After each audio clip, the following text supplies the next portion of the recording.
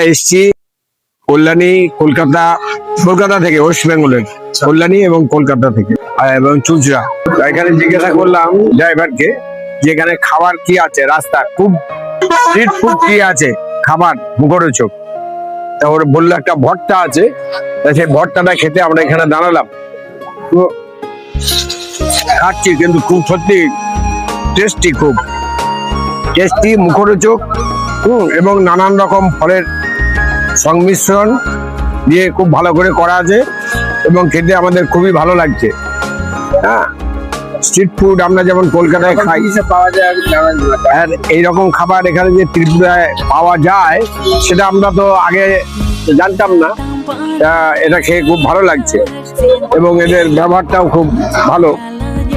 আপনারা ত্রিপুরা যদি কেউ আসতে চান, বেড়াতে আসেন, তাহলে তখন আপনারা এই স্ট্রিট ফুডটা শুধু একবার টেস্ট করবেন। যে আমাদের যেরকম ওই মাখা রাস্তায় বিক্রি হয়, এটা কিন্তু একটা আলাদা টেস্টি। এখান থেকে বেরোচ্ছি এখন, সব ব্যাপারে আপনাদের ত্রিপুরার এই দোকানদারের পক্ষ থেকে আমরা আপনাদের স্বাগত জানাচ্ছি। টাটা, আমরা আসছি।